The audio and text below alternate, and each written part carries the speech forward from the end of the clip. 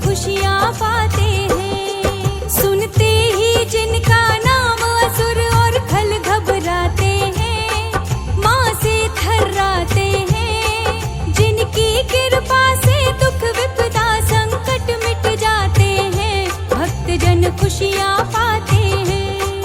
हे जग कल्याणी माँ, जय दुर्गा भवानी माँ। हे जग कल्याणी माँ, जय दुर्गा भवानी माँ।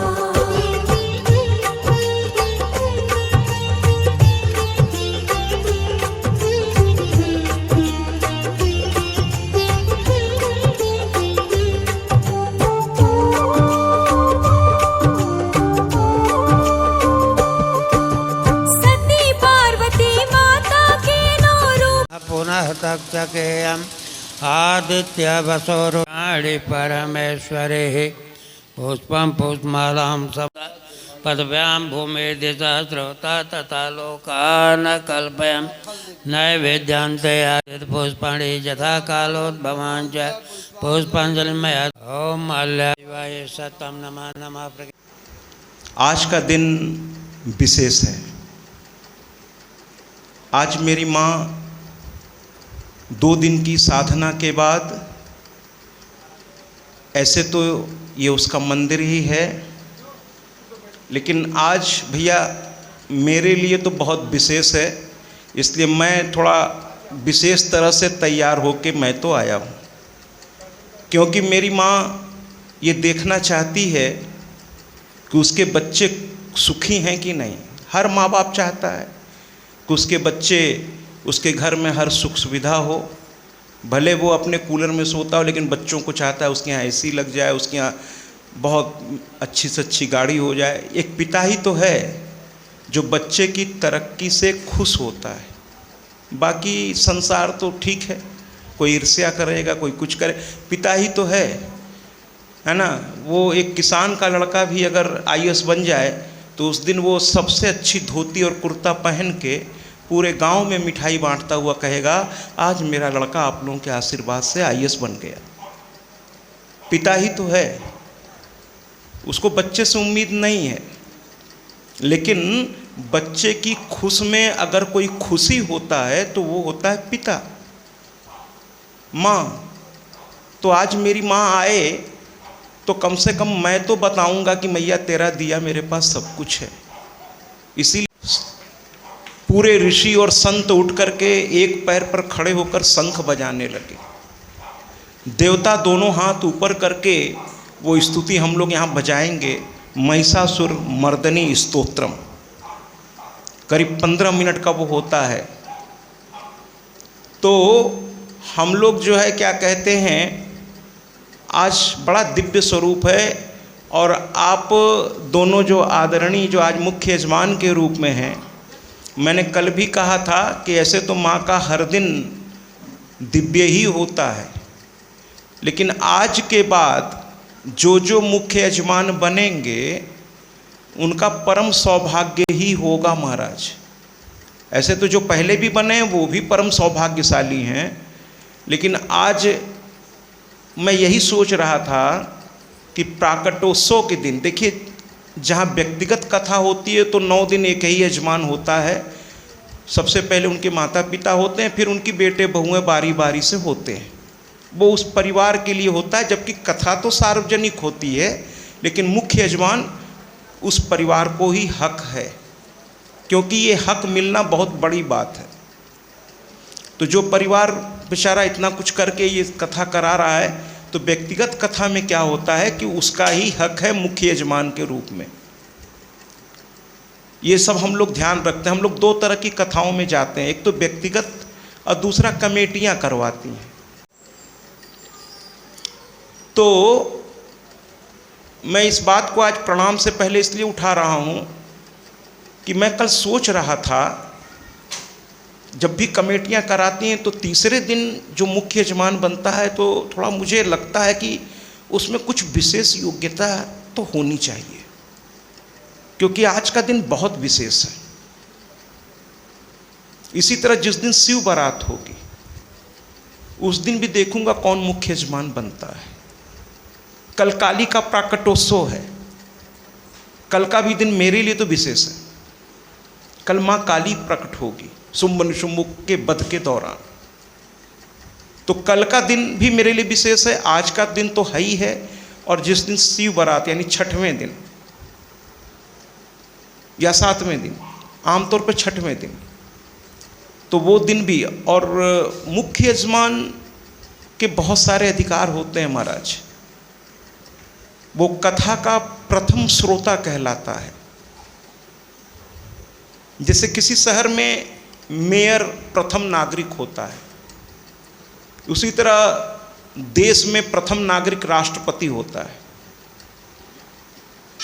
उसी तरह कथा में प्रथम श्रोता जिसका विशेषाधिकार होता है वो होता है यजमान, मुख्य यजमान। तो मैं कल आदरणीय वंशनारायण सिंह चौबे जी से जब मुझे पता चला तो मैंने कहा ठीक है कल मिलेंगे। मन में मैं सोच के रह गया, मैंने जल्दी अपने भाव बहुत व्यक्त में नहीं करता, लेकिन आज अभी कथा शुरू भी नहीं हुई थी, मैं समझ गया। ऐसे तो आप सभी आदरणीय हैं, लेकिन इन आदरणीय का भाव देखकर मैं समझ गया कि माँ सही समय पर सही व्यक्ति को चुन ही लेती है। महाराज आप आदरणीय के लिए मैं एक तालियां चाहूँगा, जब कभी संख्या कम है।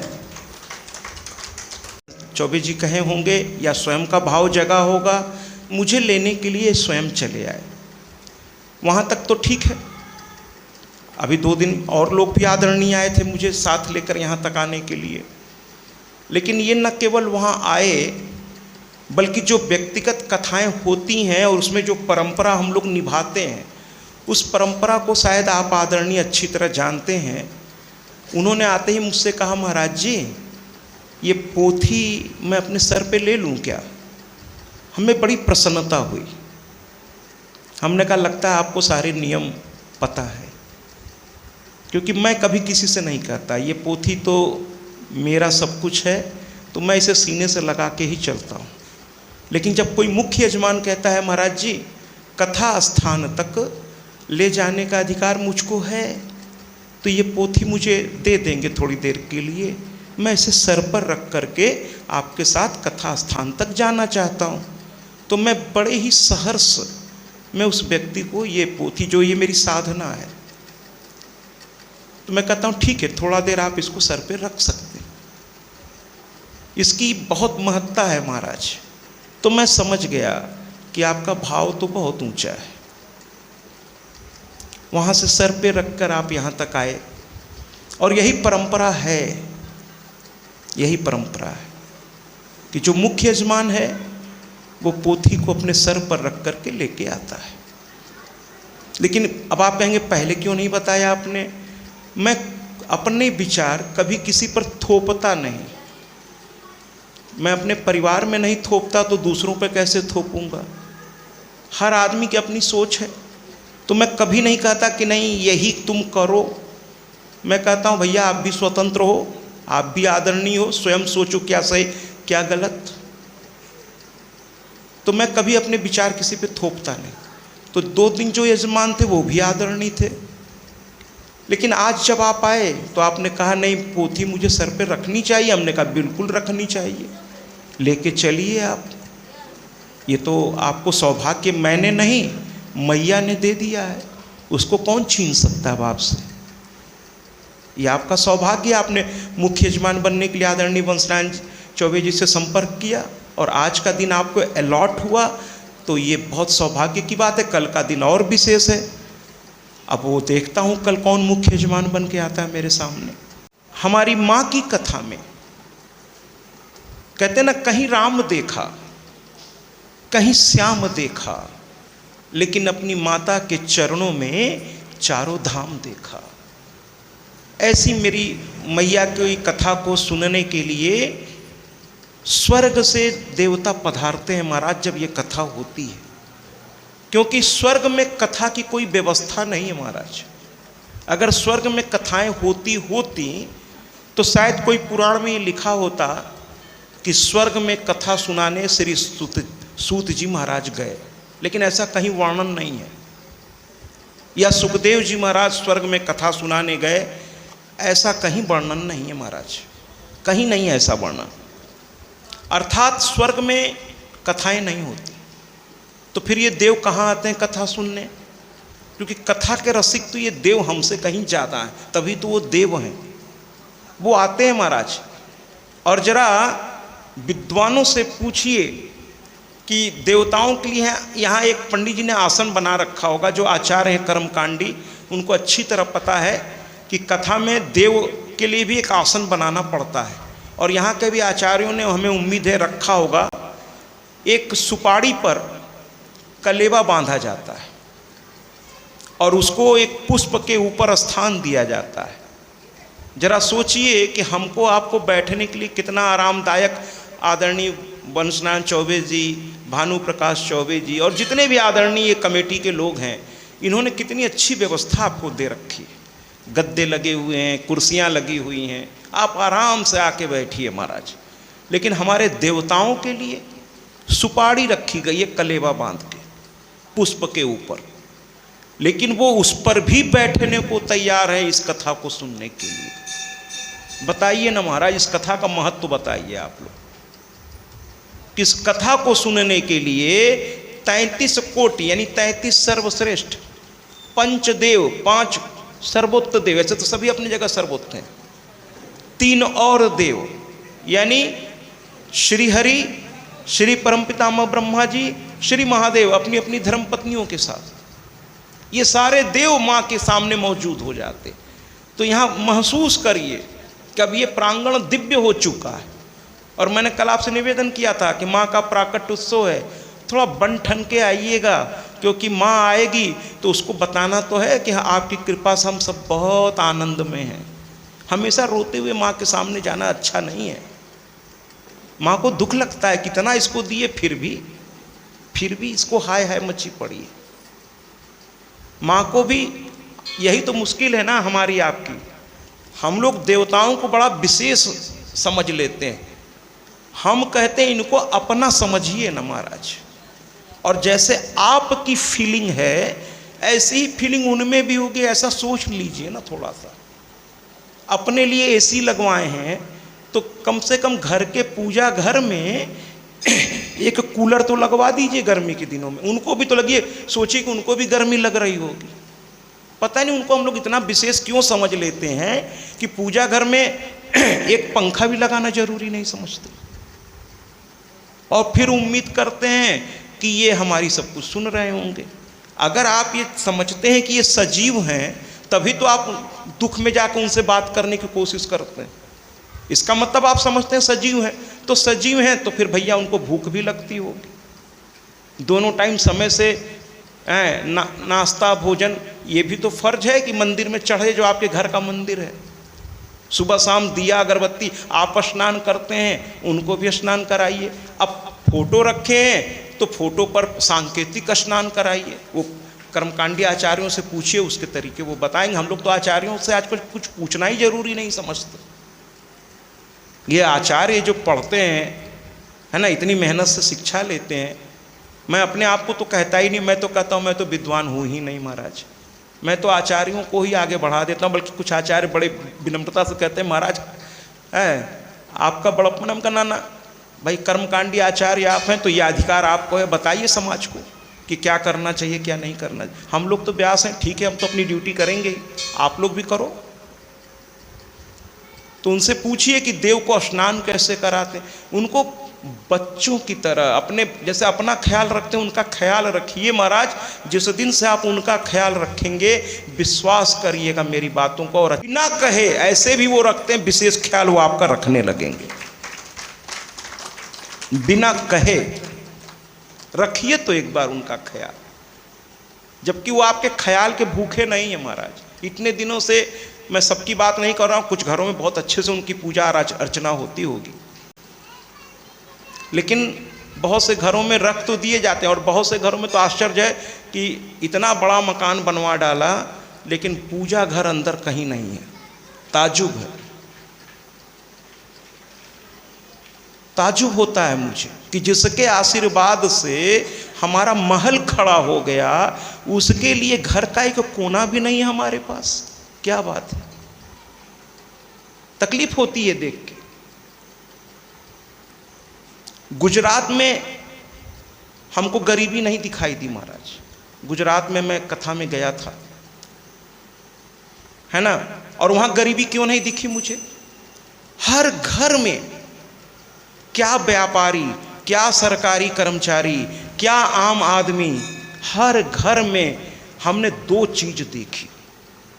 मैं आपको बताना, और मैंने गुजरात की कथा उठा लीजिए, यूट्यूब में पढ़ी है, मैंने कह दिया है, मैं तो संकोच नहीं करता कि हमारे यूपी के लोग ये सब नहीं कर रहे हैं, इसीलिए दुर्दशा वहाँ ज़्यादा हो रही। मैंने कहा है कथा में, हम क्या आप गुजरात के लोग, आज मैं समझ गया कि यहाँ पैसा क्यों बरसता है। मैंने कथा में बोला, यूट्यूब पे पढ़ा है, मेरा हर बात ऑन रिकॉर्ड है, ये भी सब रिकॉर्ड हो रहा है। अभी दद्दुआ जी बारे में जो मैंने बोला वो भी रिकॉर्ड हो रहा है, मैं झूठ बोल ही नहीं सकता, सब रिकॉर्ड है, ऑन रिकॉर्ड चल रहा है सब कुछ, ये लाइव हो रही है सब चीज़। तो कहने का तात्पर्य है, वहाँ मैंने क्या देखा, किसी भी घर में मैं गया, वहाँ लोग रोज़ शाम को आयोजक को खिलाने का मौका ही नहीं देते थे महाराज। कोई ना कोई हमको निमंत्रित कर देता था कि कल आपको हमारे यहाँ आना है। कथा के बाद बड़ी श्रद्धा से वो लोग लेके हमको चल देते थे। वहाँ के जो आयोजक थे वो मुस्कुराते हुए कहते थे, महाराज शुरू के 2 दिन बस आप हमारे यहाँ जो है, हम के क्या करें, अब कोई कहता है तो मैं मना नहीं कर पाता, उनके घर चला जाता हूँ। और जिसके मैं घर गया हूँ वो भी वीडियो पड़ी हुई, मैं कोई चीज़ छुपा के नहीं करता, आप यूट्यूब पे देख लीजिएगा। उन कथाओं में मैंने डाला है कि उनके घर में मेरे साथ क्या क्या हुआ, वो भी मैंने डाल दिया है, मैं कोई चीज़ छुपा के नहीं करता। तो मैंने हर घर में क्या देखा, मैं आपको प्रेरित करने के लिए थोड़ा ये बात कह रहा हूँ कि आप भी करो ना, क्या दिक्कत है। हर घर में एक पूजा स्थान मैंने देखा, एक तरफ देवताओं की तस्वीर या मूर्तियाँ, जो भी जिसका सामर्थ्य हो। अब वो बहुत समृद्ध हैं, वो उनका घर भी यूट्यूब पे पड़ा हुआ है, उस कथा के दौरान मैं उनके घर भी गया था। तो वो, लेकिन और घरों में आप भी करिए ना थोड़ा सा, एक जगह पर देव प्रतिमा रखी हुई है, यानी तस्वीर के रूप में, मूर्ति के रूप में, जिसका जैसा सामर्थ्य है। एक तरफ उन्होंने पितरों को स्थान दे रखा था।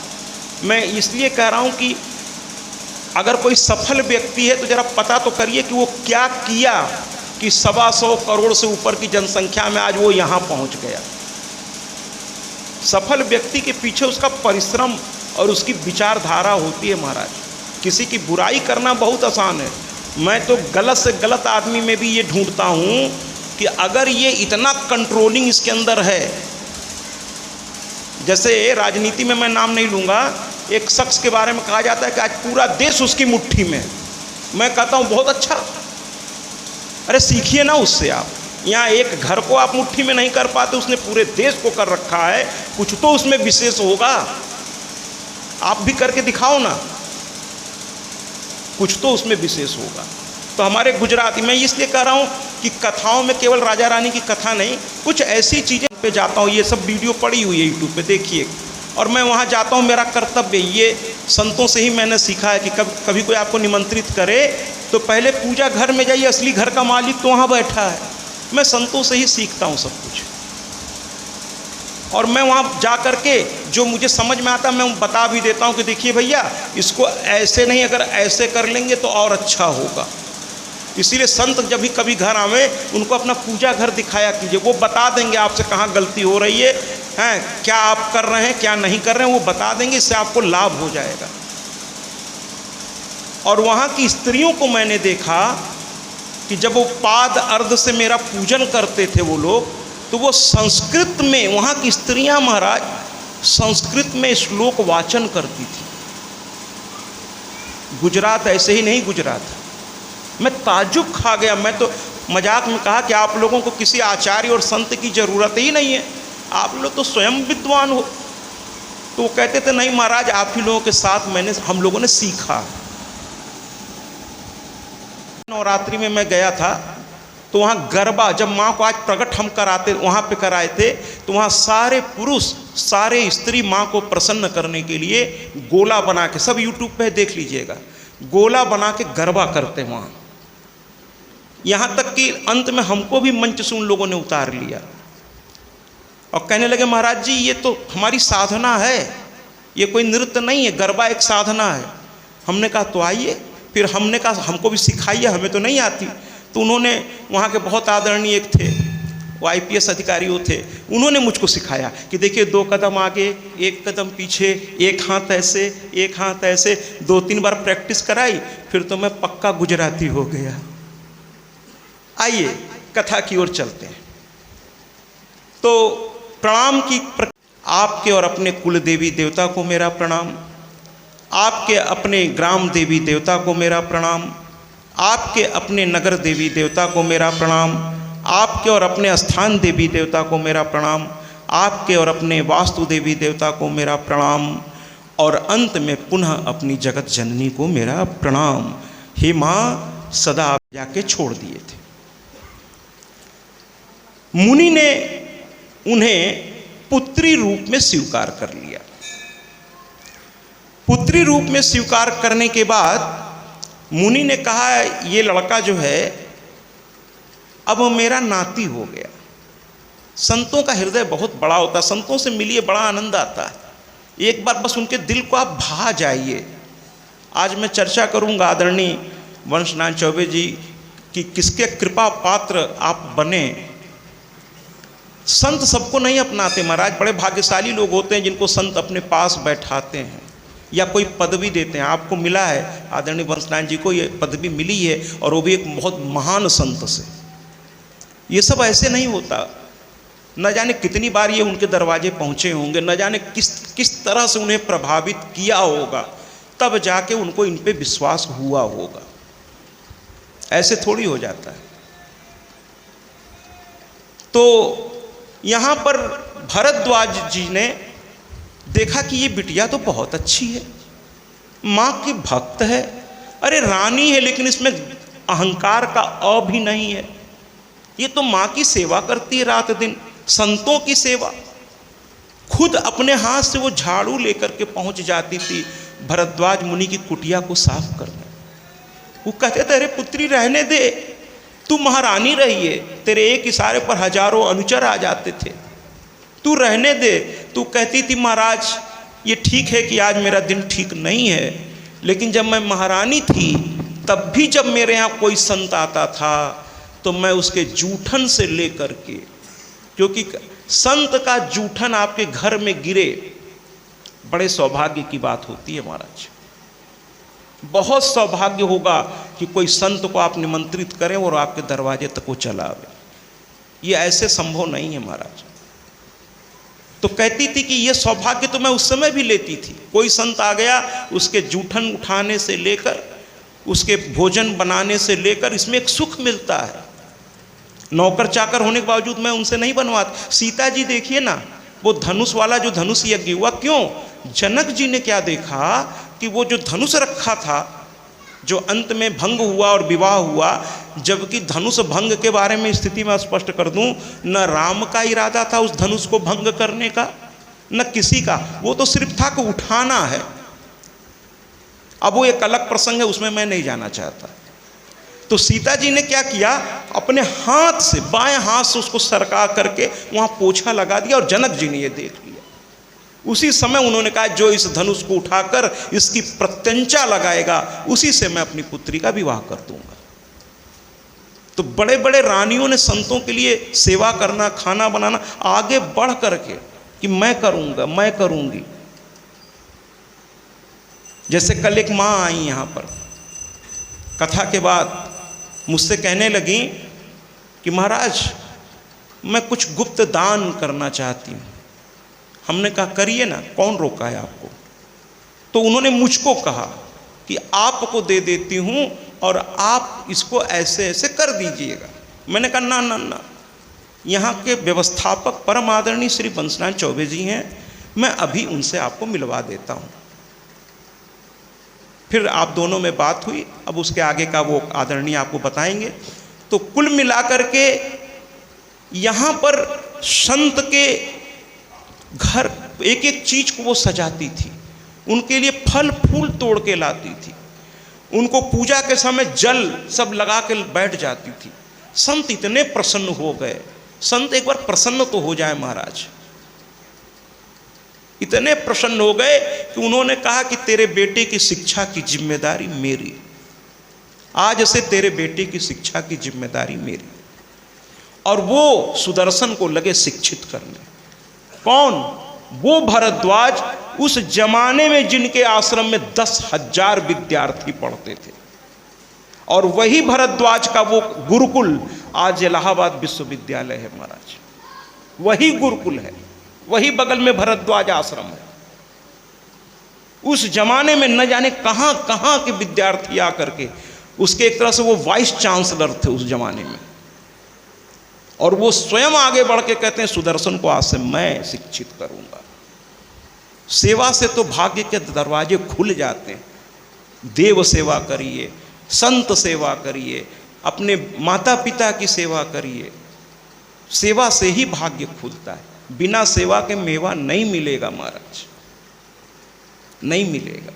अपने घर के बड़े बूढ़ों की सेवा करिए। इन्होंने सेवा किया और सेवा करते ही सुदर्शन की जिम्मेदारी ले ली भरद्वाज ने, और रात दिन उसके पीछे पड़ गए और उसको ललकार। और जरा गुरु को कठोर होना चाहिए महाराज। इसीलिए मैं यहाँ से जब बोलता हूँ तो थोड़ा कभी कभी कठोर सब, क्योंकि वही कहते हैं ना, दवा वही फायदा करती जो थोड़ी कड़वी हो, ऐसा कहा जाता है। तो सुदर्शन को ललकारते रहते थे, अरे तू क्षत्रिय है, तेरा राज्य छीन लिया तेरे सामने, जबकि छोटा था बच्चा भी। लेकिन उसके दिमाग में बैठा रहे थे। शिवाजी को उनकी माता जीजाबाई ने बैठाया कि तू पिता की तरह झुक करके औरंगजेब को सलाम नहीं करेगा। जीजाबाई ने सिखाया, तुझे मराठा साम्राज्य का स्थापना करनी है, मर जा मुझे मंजूर है, लेकिन गुलाम पुत्र मुझे नहीं चाहिए। कठोर होना पड़ता है गुरु के लिए। ये भी कहने लगे कि अयोध्या आज कलंकियों के हाथ में है। अरे तेरे पूर्वज राम थे, तू रघुकुल का है, और आज अयोध्या की ये दशा। अरे मूर्ख, उसको यहां तक उन्होंने कहा, धिक्कार है तेरे जीवन पर। यही तो गीता में अर्जुन को कृष्ण ने कह दिया है। जब लाख समझाने पर भी अर्जुन धनुष उठाने को तैयार नहीं, सामने पितामह हैं, गुरु हैं, कैसे धनुष उठाऊं जीवन भर, जिनके चरणों से ऊपर नहीं देखा, कैसे धनुष उठा लूं मैं। तो अंत में गीता में कह दिया अर्जुन को कृष्ण ने। कृष्ण और अर्जुन मित्र भी थे, सखा थे, लेकिन यहाँ पर वो गुरु पद पर थे गीता को उपदेश देते समय। इसलिए कठोर बनते हुए अर्जुन को कह दिया, अरे क्लिब। क्लिब माने जानते हैं आप? अगर आपको कोई कह दे और इसका अर्थ आपको पता हो तो आप दौड़ा लेंगे। क्लिब का मतलब होता है नपुंसक। अब उसके और छोटे शब्द मैं वो यहां से नहीं बोल सकता। नपुंसक तक कह दिया अर्जुन को कि तू नपुंसक है क्या? मैं इतना समझा रहा हूं और तू कहता है धनुष मेरे हाथ से उठ ही नहीं रहा। तो यहां ये भी उसको धिक्कारते थे कि उसके अंदर का जोश पैदा हो। एक दिन बच्चे खेल रहे थे, छोटा बच्चा ये भी खेल रहा था, लेकिन इसकी दिमाग में गुरु की बातें चलती रहती थी। दो शिक्षा एक साथ वो दे रहे थे, एक तरफ छत्री वाला और दूसरे तरफ अध्यात्म। एक बार किसी ने कहा कि महाराज मंदिर में, एक बार कथा के दौरान ही एक सज्जन मुझसे मिलने आए एक जगह पर। हमको तो नाना प्रकार के लोगों से मुलाकात होती रहती अलग अलग कथाओं में, हम तो आनंद लेते हैं उसका, हमें क्रोध जल्दी नहीं आता। मैं तो आनंद लेता हूँ कि देखिए क्या। तो एक साहब कहने लगे कि मंदिर जाकर और कथा में जाकर समय क्यों बर्बाद किया जाए, अगर इसको हम शिक्षा में जाकर के करें तो उसका कुछ लाभ होगा। हमने कहा बिल्कुल सही आपने कहा, हमने तुरंत कहा, हमने बिल्कुल सही कहा। लेकिन भैया शिक्षा में जाने का प्रेरणा भी इस मंदिर से ही निकल करके आता है। मंदिर इसलिए जाइए कि शिक्षा आपको शिक्षित कर देगा, लेकिन उस शिक्षा का उपयोग कैसे करना है, कहाँ करना है, कब करना है और कितना करना है, ये मंदिर के देव और ये शास्त्र ही आपको बताएंगे कि कब करना है, कब करना है और कितना करना है। वरना शस्त्र तो देखिए ना, आज पूरे विश्व की ओर नजर उठा के देखिए कि शस्त्र कुकर्मियों के हाथ में भी लग गया है। क्या अनर्थ मचा हुआ है, कई कई देशों में युद्ध चल रहा है महाराज। लेकिन हमारा देश शांति खोजता है। हम प्रथम प्रहार कभी किसी पे नहीं किए, क्योंकि हम सनातनी लोग हैं। हमने अपनी रक्षा की है। प्रहार करना तो हम लोगों के स्वभाव में नहीं है। किसी का हक छीनना भारत के स्वभाव में नहीं है। तो ये दोनों शिक्षा सुदर्शन को मिल रही थी। एक तरफ भक्ति भी बढ़ रही थी, क्योंकि बिना भक्ति जो है मर्यादा ले आती है महाराज। एक ही कुर्सी है, लेकिन उस पर अगर कोई भक्त बैठ गया तो उस पावर को वो सही ढंग से इस्तेमाल करता है, और कोई दुष्ट बैठ गया तो इतना दुरुपयोग करेगा वही महिषासुर की तरह कि हाहाकार मचा के रख देगा। हम आदि शक्ति माता दुर्गा की कथा सुनाते हैं, हम कथा सुनाते हैं। हम आदि शक्ति माता दुर्गा की कथा सुनाते हैं, सब हम कथा सुनाते हैं। जिनकी कृपा से दुख सुधा संकट मिट जाते हैं, सब खुशियाँ पाते हैं। जिनकी कृपा से दुख विपदा संकट मिट जाते हैं, भक्तजन खुशियाँ। सर्वमंगल मांगल्ये शिवे सर्वार्थ साधिके शरण्ये त्र्यंबके गौरी नारायणी